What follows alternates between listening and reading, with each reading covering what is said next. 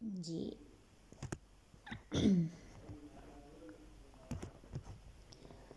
ہم پڑھیں گے نکاح قرآن مجید کی روشنی میں۔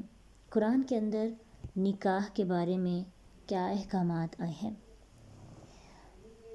اللہ سبحانہ تعالیٰ فرماتے ہیں پاک دامن عورتوں کا نکاح پاک مردوں سے اور بدکار عورتوں کا نکاح بدکار مردوں سے کیا جائے۔ ابھی ریسنٹلی ہم سورۃ نور کے اندر اس کو پڑھنے والے ہیں انشاءاللہ۔ تو اس کا کیا مطلب ہے؟ یعنی جو پاک عورت ہوتی ہے وہ اس کو کون اٹریکٹ کرتا ہے؟ پاک مرد۔ ٹھیک ہے، یہ بات یاد رکھیے کہ جو لڑکی خود پاکیزہ ہوتی ہے، حیا والی ہوتی ہے نا، تو اس سے کوئی ایسا بندہ پسند نہیں آتا جس کے اندر حیا نہ ہو۔ اس کی محبت اندھی نہیں ہوتی، اس کی محبت کے اندر اسلام، دین، اس سے ہم اندازہ لگائیں گے کہ ہمیں محبتیں کیسی ہیں۔ اگر ہماری جس سے ہم محبت کر رہے ہیں نہ اس کے اندر اسلام کی کوئی جھلک نظر آ رہی ہے، نہ ہی اس کے اندر اللہ کی محبت کی کوئی جھلک نظر آ رہی ہے، اور نہ ہی اس کے اندر کچھ ایسی کوالٹیز ہیں کہ اس کو پسند کیا جائے، تو پھر اس کا مطلب ہے کہ ہمارے اندر بھی ابھی کمی ہے اس چیز کی۔ تو جو بندہ خود پاک ہوتا ہے، جو بندہ خود صاف ہوتا ہے، جو پاکیزہ ہوتا ہے، جس کی سوچ میں اللہ ہوتا ہے، وہ محبت بھی ایسے لوگوں سے کرتا ہے جس میں اسے اللہ اور اسلام اور نبی صلی اللہ علیہ وسلم کی محبت سنت نظر آتی ہے۔ اسی طرح جو بدکار ہوتے ہیں، جو لوگ خود گالی گلوچ، گانے اور ڈانس وغیرہ اور اس طرح کے کاموں کو پسند کرتے ہیں، پھر ان کی بھی اٹریکشن انہی لوگوں کے ساتھ ہوگی۔ تو یہ ایک پاک مردوں کے لیے پاک عورتیں اور پاک عورتوں کے لیے پاک مرد ہیں۔ تو اگر ہم بھی پاکیزہ چاہتے ہیں مرد، تو پھر ہمیں کیا چاہیے؟ اپنی زندگی کو پاک کر کے تو دیکھیں، اور پاک ایسے کرنا کہ آپ بالکل اپنے نفس کو ختم کریں اس معاملے کے اندر، اپنی جنسی خواہشات، اپنی شہوات کو روکیں، اس لیے کہ یہ میں کسی کی امانت ہوں، اور اگر مجھے پاکیزہ انسان چاہیے تو مجھے خود کو پاک رکھنا ہوگا۔ ایک بار اللہ پہ بھروسہ کر کے دیکھیے، رب العالمین آپ کو ضرور حیران کرے گا انشاءاللہ۔ سورۃ نور کے اندر آیت 26 میں اللہ سبحانہ تعالیٰ فرماتے ہیں ناپاک مردوں کے لیے ناپاک عورتیں اور ناپاک عورتوں کے لیے ناپاک مرد، پاک عورتیں پاک مردوں کے لیے اور پاک مرد پاک عورتوں کے لیے۔ جو لوگ اس سے پاک ہیں، جو یہ کہتے ہیں کہ ان کے لیے بخشش اور عزت کی روزی ہے۔ ٹھیک ہے، تو جن کا ایمان اس چیز پر ہے کہ روزی عزت کی، اس سے آپ سمجھ رہے ہیں نا عزت کی روزی سے مراد کیا ہے۔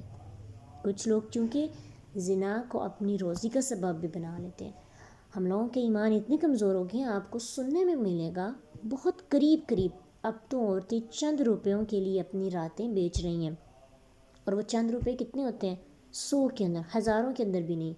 ایک گھنٹے کے اتنے 100، 200، 300، 400، 500، اتنا زیادہ، کیونکہ سپلائی جب بڑھ جاتی ہے نا تو چیزوں کی جو ویلیو ہے وہ کم ہو جاتی ہے۔ تو معاشرے کے اندر کیونکہ سپلائی بہت زیادہ بڑھ گئی ہے، ڈیمانڈ بھی بہت زیادہ ہے، تو قیمتیں اپنی اتنی شارٹ سی کر لی ہیں کہ نہ مرد کے لیے مشکل ہے، اور عورتیں چند روپیوں کے لیے اپنی راتوں کو جو ہے اللہ اکبر، اللہ تعالیٰ کی حدود کو پامال کرتی ہیں۔ تو جن کا ایمان ہوتا ہے اللہ کی بخشش پر، عزت کی روزی پر، جو اپنے آپ کو پاک رکھتے ہیں، جنہیں کوئی بھی چیز اٹریکٹ نہیں کرتی، ایسے لوگوں کے ساتھ یہی پاک لوگ ہیں، اور یہی ایک دوسرے سے پاک سے شادی کے لیے تیار ہوتے ہیں۔ پھر اس کے بعد اب چونکہ یہ والا جو اگلا ٹاپک ہے ابھی ہم نے اس کو ڈسکس کیا، اگین دیکھ لیتے ہیں کہ قرآن میں کس جگہ پر اللہ سبحانہ تعالیٰ نے فرمایا مزید عورتوں کے لیے۔ کہا اے ایمان والو، تمہیں یہ حلال نہیں کہ زبردستی عورتوں کو میراث میں لے لو، یعنی ان کو اپنی وراثت سمجھنے لگو۔ اسلام نے عورت کے اتنے حقوق بتائے ہیں کہ ہم لوگ پھر بھی کہتے ہیں کہ اسلام کے اندر عورت کے حقوق ہی نہیں ہیں۔ اور پھر کہا نہ ان کو اس واسطے روک کے رکھو کہ ان سے کچھ اپنا دیا ہوا مال واپس لے سکو، مگر تب لے سکتے ہو جب وہ کسی بد چلنی کا ارتکاب کریں، اور عورت کے ساتھ اچھی طرح سے زندگی بسر کرو، اور اگر وہ تمہیں ناپسند ہو تو ممکن ہے تمہیں ایک چیز ناپسند آئے، مگر اللہ نے اس میں بہت کچھ بلائی رکھی ہو۔ یہ آیت اس قدر اٹریکٹ کی مجھے کہ اللہ سبحانہ تعالیٰ نے رشتوں کو نبھانے کے لیے کتنی موٹیویشن دی ہے، اور ہم رشتوں کو ختم کرنے کے لیے تیار رہتے ہیں ہر وقت۔ اس ایک آیت سے ہمیں چند اسباق سمجھ میں آتے ہیں۔ سب سے پہلا سبق کہ مطلقہ خاتون عدت کے بعد دوسرا نکاح کر لے اور وہ شوہر اپنی مرضی سے اسے طلاق دے دیتا، مطلقہ عدت گزارنے کے بعد پہلے شوہر سے نکاح کرنا چاہے تو کر سکتے ہیں، یہ بھی ڈیٹیل ہم نے پڑھی ہے۔ اس کے بعد دوسری چیز جیسے کہا نا کہ عورتوں کو اپنی وراثت نہ بناؤ، تو شوہر کی وفات کے بعد کسی دوسرے مرد سے نکاح کرنے سے روکنا منع ہے۔ یہ لوگ عورتوں کو نکاح کرنے نہیں دیتے، بیواؤں کو۔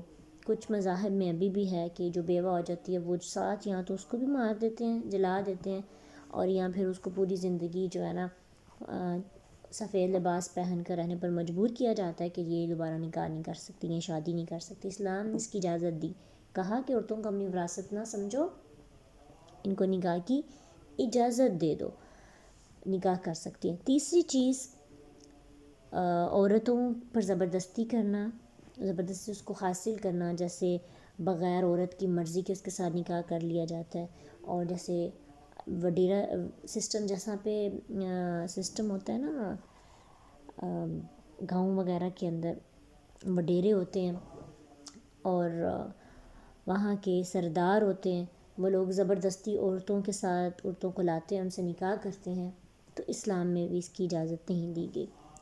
اس کے بعد سب سے اہم پوائنٹ کہ عورت کی ناپسندیدہ شکل اور صورت یا گفتگو یا عادت کو دیکھ کر، کسی ایک چیز کو دیکھ کر فوراً سے علیحدگی کا فیصلہ کر لیں۔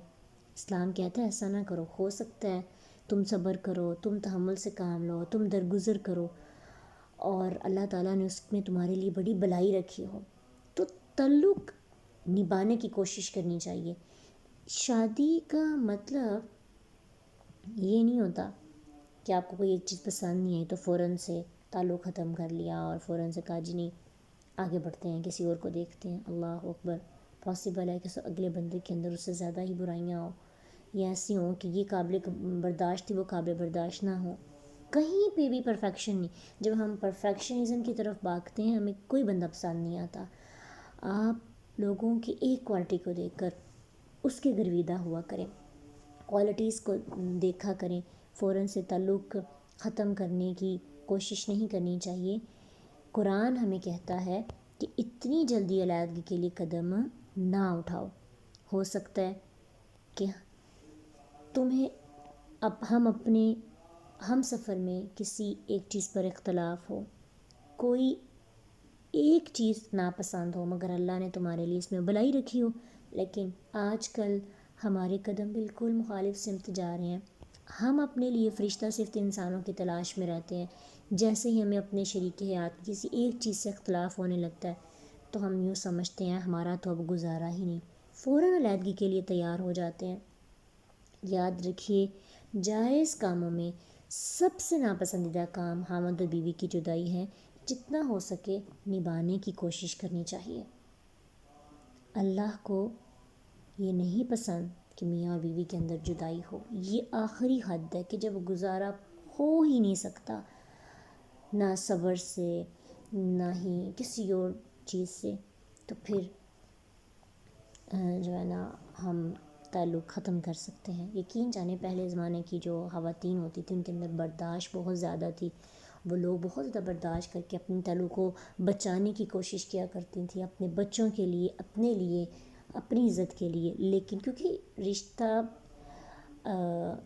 شادی کا رشتہ نبھانے کا رشتہ ہوتا ہے، توڑنے کا رشتہ نہیں ہوتا، یہ کوئی گرل فرینڈ بوائے فرینڈ والا سسٹم نہیں ہے کہ لڑائی ہوئی تو بس تعلق ختم۔